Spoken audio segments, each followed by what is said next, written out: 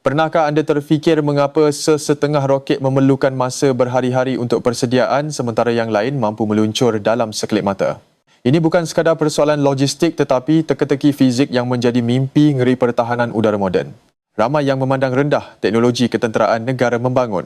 Namun dari sudut pandang fizik dan termodinamik, apa yang berjaya dicapai di bawah tanah yang dalam ini merupakan sebuah mahakarya kejuruteraan yang sangat menggerunkan dan kompleks. Bayangkan sebuah peluru berpandu balistik antara benua. Secara tradisinya, ia mengambil masa berjam-jam untuk mengisi bahan api cecair. Proses yang panjang dan rumit ini sangat mudah dikesan oleh satelit pengintip yang sentiasa memantau dari orbit bumi. Tetapi bagaimana jika peluru berpandu tersebut boleh dilancarkan dari kedalaman 500 meter di bawah tanah hanya dalam masa kurang dari 3 saat selepas butang ditekan? Inilah teror sebenar yang dibawa oleh inovasi fizik bahan api pepejal. Selamat datang ke Bedah Sains bersama saya, si penanya. Hari ini kita akan membongkar rahsia terdalam termodinamik kimia bahan api dan kejuruteraan awam ketenteraan yang membolehkan pelancaran instan dari perut bumi tanpa memusnahkan fasiliti itu sendiri. Untuk memahami ancaman ini, kita mesti menoleh kembali kepada evolusi roket. Pada era awal perlumbaan angkasa lepas dan peluru berpandu balistik pertama seperti V2, bahan api cecair menjadi pilihan utama kerana ia menawarkan kuasa tujahan yang sangat besar. Walaupun bahan api cecair sangat kuat dari segi tenaga, ia mempunyai kelemahan taktikal yang fatal. Secara ketenteraan, ia terlalu lambat. Proses pemindahan cecair kriogenik yang sangat sejuk dan mudah terbakar memerlukan fasiliti permukaan yang besar dan terdedah. Selain itu, bahan api cecair bersifat sangat menghakis dan tidak stabil. Ia tidak boleh disimpan lama di dalam tangki peluru berpandu. Jika dibiarkan, asid berkuasa tinggi ini akan menghakis dinding logam menyebabkan kebocoran yang membawa kepada letupan bencana. Oleh sebab itu, peluru berpandu cecair mesti diisi sejurus sebelum pelancaran. Tempoh persediaan berjam-jam ini mencipta jejak terma dan aktiviti logistik yang sangat besar, menjadikannya sasaran empuk bagi serangan pencegahan oleh tentera musuh yang memantau. Penyelesaian kepada masalah kerentanan ini terletak pada satu anjakan paradigma dalam kimia propelan, peralihan kepada bahan api pepejal. Konsep ini mengubah sama sekali doktrin peperangan moden dengan menawarkan kesiapsiagaan mutlak tanpa tempoh persediaan. Berbeza dengan cecair yang meruap, propelan pepejal membolehkan peluru berpandu disimpan dalam keadaan siap sedia sepenuhnya selama berpuluh-puluh tahun. Tiada tangki yang berkarat, tiada pam yang rosak dan yang paling penting, tiada masa yang terbuang.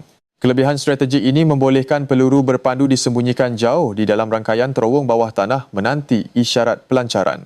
Apabila arahan diberikan, ia boleh meluncur keluar dan menyerang sasaran dalam hitungan saat, mengejutkan pihak lawan. Walau bagaimanapun, mencipta bahan api pepejal yang stabil dan berkuasa bukanlah satu tugas yang mudah. Ia melibatkan pertukaran kompleks antara kestabilan kimia, ketumpatan tenaga dan kawalan pembakaran. Satu kesilapan kecil boleh menyebabkan letupan pramatang. Cabaran utama dalam fizik propelan pepejal adalah untuk menggabungkan bahan api dan agen pengoksida dalam satu adunan yang homogen. Campuran ini mesti cukup keras untuk menahan daya graviti tetapi cukup lentur untuk mengelakkan keretakan akibat perubahan suhu. Mari kita bedah anatomi propelan pepejal moden ini. Di sebalik silinder kelabu yang kelihatan ringkas ini terdapat sebuah simfoni bahan kimia yang direka dengan ketepatan mikroskopik untuk menghasilkan tenaga kinetik yang mampu membelah lapisan atmosfera bumi. Komponen pertama dan tulang belakang kepada campuran ini adalah sejenis polimer sintetik yang dipanggil HTPB atau Hydroxyl Terminated Polybutadiene. Bahan ini bertindak sebagai pengikat menyatukan semua bahan kimia lain menjadi satu blok pepejal yang padu. Struktur molekul HTPB memberikannya sifat kenyal seperti getah. Sifat elastik ini sangat kritikal kerana semasa pencucuhan, tekanan di dalam kebuk pembakaran akan meningkat secara drastik. Pengikat yang rapuh akan retak dan menyebabkan letupan yang tidak terkawal. Untuk membekalkan tenaga yang diperlukan, serbuk aluminium halus dicampurkan ke dalam matriks polimer tersebut. Aluminium bertindak sebagai bahan api utama. Pada suhu tinggi, ia terbakar dengan sangat terang dan membebaskan jumlah haba yang luar biasa besarnya. Ketumpatan tenaga serbuk aluminium inilah yang memberikan kuasa tujahan tambahan kepada roket. Namun di angkasa lepas atau di dalam ruang tertutup, tiada oksigen untuk menyokong pembakaran ini. Di sinilah komponen ketiga dan paling penting memainkan peranannya. Komponen tersebut ialah amonium perklorat, sejenis garam kristal yang bertindak sebagai agen pengoksida. Apabila dipanaskan, amonium perklorat akan terurai dan membebaskan gas oksigen dalam kuantiti yang sangat besar terus ke dalam jantung tindak balas kimia. Kehadiran pengoksida terbina dalam ini bermakna roket bahan api pepejal membawa bekalan udaranya sendiri. Ia mampu mengekalkan pembakaran yang sangat ganas di dalam vakum angkasa lepas, menjadikannya sistem propulsi yang bebas sepenuhnya dari persekitaran luar. Proses mencampurkan ketiga-tiga bahan ini, HTPB, serbuk aluminium dan amonium perklorat adalah fase yang sangat berbahaya. Ia mesti dilakukan di bawah keadaan vakum yang ketat untuk mengelakkan sebarang gelembung udara terperangkap di dalam adunan tersebut. Gelembung udara mikroskopik yang terperangkap boleh bertindak sebagai titik panas semasa pembakaran, mengubah kadar pembakaran secara tiba-tiba dan meletupkan keseluruhan struktur peluru berpandu. Selepas dicampur, adunan ini dituangkan ke dalam selongsong roket. Ia kemudiannya dibakar perlahan-lahan di dalam ketuhar gergasi sehingga ia mengeras menjadi satu jisim getah yang pejal. Hasil akhirnya kelihatan seperti tayar kereta yang sangat keras tetapi menyimpan potensi tenaga pemusnah yang menyamai fenomena letusan gunung berapi. Apabila isyarat pencucuhan diberikan, satu cas elektrik kecil akan memulakan tindak balas berantai. Dalam minit saat, permukaan bahan api pepejal ini akan terbakar menghasilkan gas panas bertekanan tinggi yang dipaksa keluar melalui muncung egzos di bahagian bawah roket. Tetapi di sinilah fizik geometri pembakaran menjadi sangat menarik dan krusial. Jika anda memotong rentas silinder bahan api pepejal, anda tidak akan melihat satu bongkah padat yang rata. Sebaliknya, terdapat satu rongga kosong yang memanjang di tengah-tengahnya. Mengapakah ia tidak dicetak sebagai silinder pepejal sepenuhnya? Jawapannya terletak pada kadar pembakaran. Bahan api pepejal hanya terbakar pada permukaannya yang terdedah. Jika ia adalah silinder padat, ia hanya boleh terbakar dari bahagian paling bawah ke atas. Pembakaran dari hujung ke hujung ini menghasilkan kawasan permukaan yang sangat kecil, bermakna gas yang terhasil tidak cukup pantas untuk mencipta daya tujahan yang mampu mengangkat roket seberat puluhan tan. Luas permukaan pembakaran mengawal jumlah daya secara langsung. Oleh itu, jurutera mencipta rongga di sepanjang paksi tengah silinder apabila dicucuh pembakaran berlaku dari dalam keluar secara serentak di sepanjang roket. Ini serta-merta menggandakan luas permukaan yang terbakar menghasilkan lonjakan daya tujahan yang masif. Lebih menakjubkan lagi, rongga ini selalunya tidak berbentuk silinder ringkas. Ia sering dicetak dengan keratan rentas berbentuk bintang berbucu 6 atau corak kepingan salji yang kompleks. Geometri rumit ini bukanlah untuk nilai estetika tetapi kawalan matematik. Bentuk bintang ini adalah aplikasi langsung persamaan fizik tujahan. Semasa roket mula dilancarkan, ia memerlukan daya angkat yang maksimum untuk mengatasi inersia dan graviti. Bentuk bintang menyediakan luas permukaan permulaan yang sangat besar untuk tujuan ini. Apabila bahan api terus terbakar dari dalam keluar, bucu-bucu bintang tersebut akan perlahan-lahan terhakis dan bentuk rongga akan menghampiri bentuk bulatan yang sempurna. Semasa transformasi geometri ini berlaku, luas permukaan yang terbakar akan sedikit menurun. Penurunan luas permukaan ini secara automatik mengurangkan daya tujahan. Ini sangat ideal kerana apabila roket meluncur semakin tinggi, beratnya menjadi semakin ringan akibat bahan api yang telah habis dibakar. Daya yang berlebihan pada fasa ini boleh memusnahkan struktur. Melalui manipulasi geometri rongga ini semata-mata, jurutera boleh memprogram profil tujahan roket secara eksponen dan tepat tanpa menggunakan sebarang injap mekanikal, pam atau sistem kawalan elektronik yang kompleks. Ia adalah kecemerlangan rekaan yang mutlak.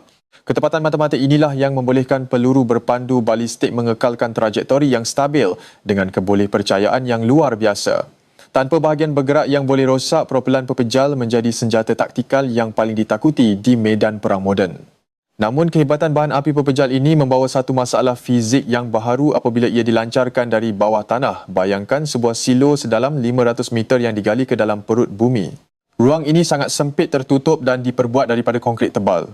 Apabila enjin propelan pepejal dihidupkan, ia serta-merta memuntahkan gas egzos bertekanan tinggi pada suhu yang melebihi 3000 darjah Celsius. Dalam persekitaran terbuka, gas ini akan bersurai ke atmosfera. Tetapi di dalam silo, ia terperangkap sepenuhnya. Mengikut hukum termodinamik, gas bersuhu ekstrem yang terkurung dalam ruang berisi padu tetap akan mengalami peningkatan tekanan yang eksponen. Tanpa jalan keluar, tekanan ini akan bertindak balas ke atas, memantul kembali ke arah struktur peluru berpandu itu sendiri. Gelombang kejutan akustik dan haba yang memantul ini cukup kuat untuk mencairkan muncung egzos, menghancurkan sistem panduan elektronik, malah meletupkan keseluruhan peluru berpandu di dalam silonya sebelum ia sempat keluar dari permukaan bumi. Risiko ini sangat nyata. Di sinilah kepakaran dinamik bendalir dan kejuruteraan awam bawah tanah digabungkan. Untuk mengelakkan kemusnahan Kendiri, jurutera mesti mereka bentuk sistem pengudaraan silo yang mampu membuang gas bereksos gergasi ini dengan kelajuan supersonik tanpa merosakkan roket. Penyelesaiannya adalah pembinaan saluran egzos berbentuk U atau J yang sangat besar di dasar silo. Saluran lencongan ini direka bentuk menggunakan lengkungan aerodinamik yang tepat untuk mengarahkan semula aliran plasma sejurus selepas ia keluar dari enjin. Dinding terowong lencongan ini dilapisi dengan bahan ablatif khas dan keluli aloi penahan haba. Apabila plasma bersuhu 3000 darjah menghentam selikoh terowong, bahan ablatif ini akan perlahan-lahan meruap, menyerap sebahagian besar haba ekstrem melalui proses endotermik. Seterusnya, tekanan dinamik memaksa gas tersebut naik kembali melalui arci pengudaraan sekunda yang selari dengan silo utama melepaskannya ke permukaan bumi pada jarak yang selamat. Pengurusan tekanan pantas ini memastikan peluru berpandu kekal utuh semasa pelancaran. Sesetengah sistem yang lebih maju juga menggunakan pancutan air bertekanan tinggi yang disembur terus ke dalam aliran egzos pada milisaat. Air ini serta-merta bertukar menjadi wap, menyerap haba pendam pengewapan dan menyejukkan gas dengan sangat dramatik. Gabungan terowong aerodinamik, bahan penyerap haba dan sistem penyejukan wap menjadikan silo bawah tanah ini sebuah karya agung kejuruteraan. Ia membolehkan peluru berpandu bahan api pepejal dilancarkan dengan selamat, mengekalkan elemen kejutan mutlak terhadap musuh. Lokasi fizikal pembinaan silo ini juga bukanlah satu kebetulan. Kita memasuki fasa geologi ketenteraan. Di Iran, sebahagian besar kompleks peluru berpandu bawah tanah yang menempatkan senjata strategi ini digali jauh di dalam formasi batuan Pergunungan Zagros. Pergunungan Zagros berfungsi sebagai benteng pertahanan semula jadi yang sangat kebal. Rantaian pergunungan purba ini terbentuk daripada pelanggaran plat tektonik benua menghasilkan lapisan batuan yang sangat mampat dan keras, terutamanya batuan granit dan batu kapur padat. Ketumbatan batuan granit memainkan peranan utama dalam menyerap gelombang seismik. Dalam era peperangan moden, ancaman terbesar kepada fasiliti bawah tanah bukanlah peluru berpandu nuklear, tetapi senjata konvensional penembus bumi yang direka khusus untuk menghancurkan bangka. Senjata pemusnah bangka yang paling digeruni masa kini ialah GBU-57, sebuah bom gergasi seberat 30,000 paun yang dilengkapi dengan selongsong keluli keras dan sistem panduan GPS yang sangat tepat, direka untuk menembusi bumi sebelum meletup. Fizik penembusan bumi bergantung kepada tenaga kinetik yang dijana daripada jisim bom dan halaju hentamannya digabungkan dengan luas keratan rentas hidung bom tersebut. Semakin berat dan laju bom itu, semakin dalam ia mampu menembusi tanah dan batuan yang rapuh. Walau bagaimanapun, apabila hidung keluli GBU-57 bertemu dengan lapisan granit padat Pergunungan Zagros, persamaan fizik berubah secara drastik. Granit memiliki kekuatan mampatan yang sangat tinggi, memberikan rintangan luar biasa terhadap daya rijih. Tenaga kinetik bom tersebut akan terserap dengan cepat semasa ia cuba menghancurkan matriks kristal batuan granit. Proses pelesapan tenaga yang ganas ini menyebabkan bom tersebut kehilangan kelajuan secara mendadak, mengehatkan kedalaman penembusannya dengan signifikan. Pengiraan matematik pertahanan menunjukkan bahawa walaupun bom penembus bumi paling canggih hanya mampu menembusi batuan granit pepejal sedalam maksimum 60 meter sebelum ia meletup atau struktur selongsongnya hancur sepenuhnya akibat geseran ekstrem. Dengan membina fasiliti silo pada kedalaman melebihi 500 meter di bawah puncak gunung, jurutera telah mencipta margin keselamatan geologi yang mustahil untuk ditembusi oleh mana-mana senjata konvensional. Ledakan di permukaan hanya akan mencetuskan gegaran kecil di bawah. Perisai geologi ini memastikan bahawa selagi gunung tersebut teguh berdiri, senjata strategik di dalamnya akan kekal selamat daripada serangan fizikal. Namun ancaman fizikal bukanlah satu-satunya kerisauan. Peperangan moden juga bertempur dalam spektrum elektromagnet yang tidak kelihatan. Di sinilah kita meneroka konsep bandar sangkar Faraday. Fasiliti bawah tanah ini tidak hanya perlu bertahan daripada bom tetapi juga daripada senjata peperangan elektronik yang direka untuk menggoreng setiap litar dan mikrochip komputer dalam radius beratus kilometer. Ancaman utama dalam domen ini ialah denyutan elektromagnetik atau EMP. Letupan nuklear altitude tinggi atau senjata gelombang mikro berkuasa tinggi boleh memancarkan letusan sinaran elektromagnetik yang sangat kuat dan pantas dalam masa beberapa nanosaat. Apabila gelombang EMP ini melanggar wayar tembaga antena atau litar elektronik yang tidak dilindungi, ia mengaruhkan arus elektrik bervoltan sangat tinggi yang tidak dijangka. Lonjakan arus yang mengejut ini akan membakar komponen semikonduktor sensitif dengan serta-merta. Tanpa mikrochip yang berfungsi, peluru berpandu balistik yang paling canggih sekalipun akan menjadi sekadar tiup logam mati yang tidak berguna. Sistem navigasi, kawalan penerbangan dan komunikasi akan lumpuh sepenuhnya. Oleh itu, pelindungan elektromagnetik adalah wajib. Penyelesaian kepada ancaman halimunan ini diasaskan kepada prinsip fizik sangkar Faraday yang dinamakan sempena saintis Michael Faraday. Konsep asasnya adalah untuk mengelilingi ruang yang ingin dilindungi dengan lapisan bahan pengalih elektrik yang berterusan. Di dalam silo moden, dinding konkrit bukan sahaja diperkukuh dengan keluli struktur tetapi juga dilapisi dengan jaringan dawai tembaga halus atau kepingan logam berkonduktiviti tinggi. Lapisan pengalir ini dikimpal bersama tanpa sebarang jurang membentuk kepompong pelindung. Apabila gelombang denyutan elektromagnetik luar menghentam dinding fasiliti ini, medan elektromagnet tersebut bertindak balas dengan elektron bebas yang berada di dalam jaringan logam pengalir. Interaksi ini memaksa elektron bergerak pantas di sepanjang permukaan sangkar. Pergerakan elektron yang pantas ini mencipta medan elektromagnet penentangnya sendiri. Medan baharu ini membatalkan medan luar yang menyerang, menghalang tenaga merosakkan tersebut daripada menembusi ke bahagian dalam fasiliti. Fenomena ini dikenali sebagai kesan kulit dalam fizik. Tenaga elektrik yang terhasil pada permukaan sangkar kemudiannya disalurkan dengan selamat jauh ke dalam bumi melalui rod pembumian tembaga yang tebal. Proses pengasingan yang sempurna ini memastikan otak elektronik peluru berpandu kekal terasing daripada kekacauan luar. Melalui aplikasi fizik sangkar Faraday pada skala infrastruktur yang masif ini, fasiliti peluru berpandu bawah tanah mengubah dirinya menjadi kubu kebal elektronik. Ia menjamin bahawa sistem pelancaran akan sentiasa berfungsi tidak kira betapa teruknya persekitaran elektromagnetik. Kini kita beralih daripada badan peluru berpandu kepada bahagian paling hujungnya muatan. Walaupun roket itu pantas dan selamat, daya kemusnahannya bergantung pada kepala peledak. Di sinilah cabaran termodinamik pengecilan sumber tenaga nuklear menjadi sangat kritikal. Menghasilkan bahan fisil seperti uranium diperkaya adalah satu cabaran besar, tetapi memampatkan bahan tersebut ke dalam ruang yang cukup kecil untuk muat di dalam hidung peluru berpandu balistik sambil mengekalkan daya letupannya adalah satu pencapaian termodinamik yang rumit. Senjata nuklear berfungsi berdasarkan prinsip jisim kritikal. Apabila bahan radioaktif dimampatkan melebihi ketumpatan tertentu, tindak balas pembelahan berantai yang tidak terkawal akan berlaku, melepaskan tenaga yang memusnahkan. Untuk mengecilkan saiznya, geometri letupan digunakan. Reka bentuk implosi moden menggunakan sebuah sfera plutonium atau uranium berongga yang dikelilingi oleh lapisan bahan peledak kimia konvensional. Lapisan bahan peledak ini tidak disusun secara rawak. Ia dibentuk menjadi kanta letupan poligon yang saling bersambung dengan tepat. Kanta letupan ini direka khas menggunakan campuran bahan letupan cepat dan lambat. Apabila diletupkan, kanta ini membengkokkan gelombang kejutan yang membesar, menukarkannya menjadi gelombang mampatan sfera terkurung yang menumpu ke arah pusat sfera dengan kelajuan luar biasa. Mampatan simetri yang sempurna ini sangat penting. Jika gelombang kejutan tidak sekata walaupun dalam pecahan milimeter, bahan nuklear di tengah akan tersembur keluar tanpa mencapai jisim superkritikal, menghasilkan letupan fizzle yang gagal dan lemah. Pada saat mampatan maksimum dicapai, satu alat yang dikenali sebagai pemula neutron akan memancarkan semburan neutron terus ke dalam teras yang padat. Ini mencetuskan tindak balas berantai pembelahan serentak sebelum letupan itu sendiri memusnahkan struktur mekanikal kepala peledak.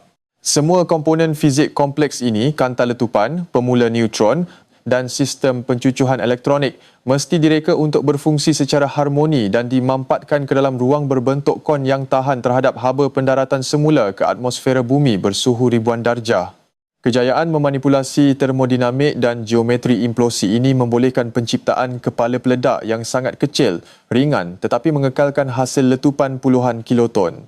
Pengecilan ini mengurangkan berat muatan, membolehkan peluru berpandu terbang lebih jauh dan pantas.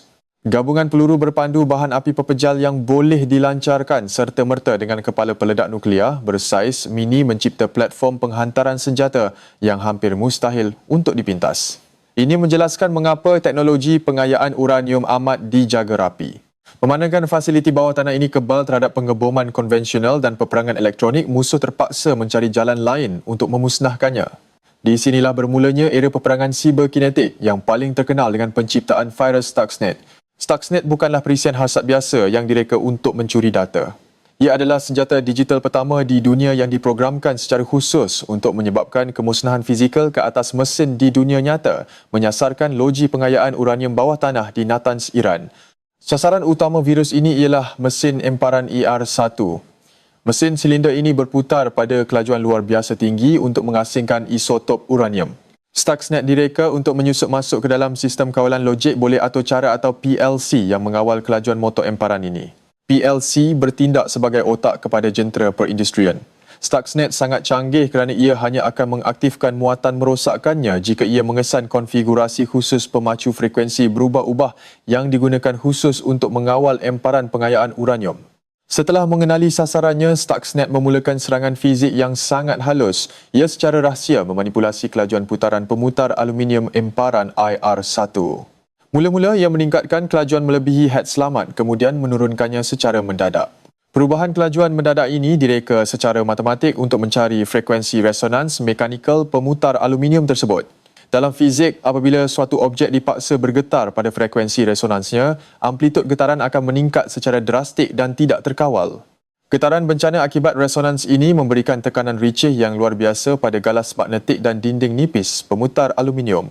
Pada kelajuan supersonik, sedikit ketidakseimbangan sudah cukup untuk menyebabkan pemutar tersebut bergeser dengan selongsong luarnya. Gezeran ekstrem ini pada kelajuan putaran puluhan ribu pusingan seminit menyebabkan pemutar aluminium itu hancur berkecai dari dalam.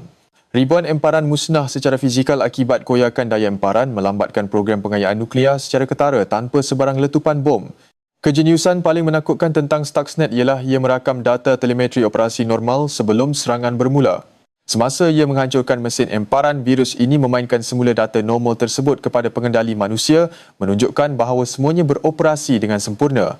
Pengendali di bilik kawalan tidak menyedari kemusnahan yang berlaku di dewan bawah tanah sehingga mesin-mesin tersebut hancur berkecai. Stuxnet membuktikan bahawa precision komputer boleh dimanipulasi untuk mengeksploitasi kelemahan fizik dan memusnahkan perkakasan ketenteraan. Sebagai tindak balas kepada kemusnahan ER1, program pengayaan beralih kepada reka bentuk yang lebih kukuh dan canggih memperkenalkan generasi baharu mesin emparan seperti ER6. Mesin baharu ini membawa kecekapan pemisahan fizikal ke tahap industri yang lebih tinggi. Perbezaan utama ER6 ialah penggunaan pemutar gentian karbon berbanding aluminium. Gentian karbon mempunyai nisbah kekuatan keberat yang jauh lebih tinggi. Sifat fizikal ini membolehkan pemutar berputar pada kelajuan yang jauh lebih ekstrem tanpa risiko terkoyak. Kelajuan putaran supersonik ini penting untuk meningkatkan kecekapan pengasingan isotop di dalam emparan. Gas uranium heksafluorida disuntik ke dalam pemutar yang berputar pantas. Di sinilah fizik daya memusat atau lebih tepat daya emparan mengambil alih proses pengayaan. Daya emparan yang melampau memaksa molekul gas yang lebih berat bergerak rapat ke dinding luar pemutar, manakala molekul yang lebih ringan kekal berhampiran paksi tengah. Perbezaan jisim antara isotop inilah yang membolehkan pengasingan fizikal berlaku.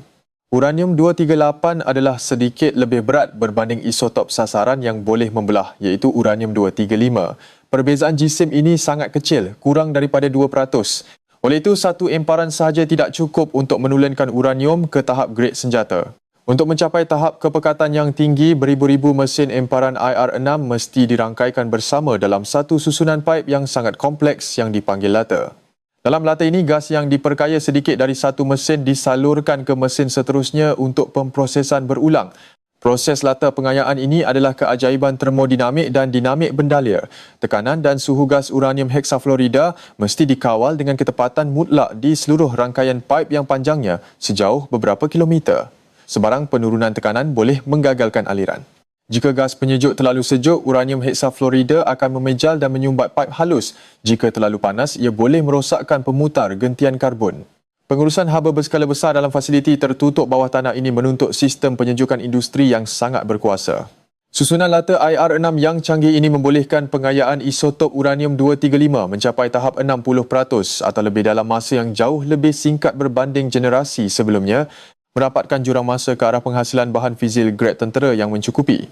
Keseluruhan operasi pengayaan berskala besar ini dilindungi dengan teliti oleh gabungan batuan granit pergunungan, sangkar Faraday dan sistem pertahanan udara yang padat. Ia mewakili puncak penyepaduan sains teras fizik nuklear dengan kejuruteraan pertahanan geologi. Daripada fizik pembakaran geometri bahan api pepejal yang membolehkan tujahan pelancaran eksponen kepada termodinamik pengurusan gas egzos bawah tanah, setiap elemen teknologi peluru berpandu ini direka dengan satu tujuan strategik masa reaksi sifar saat yang mutlak. Kebolehan untuk melancarkan serangan balistik dari perut pergunungan tanpa sebarang amaran awal telah mengubah doktrin ketenteraan global. Era pemantauan satelit untuk persediaan logistik yang panjang kini telah usang berhadapan dengan ancaman serangan kilat yang tidak terjangka.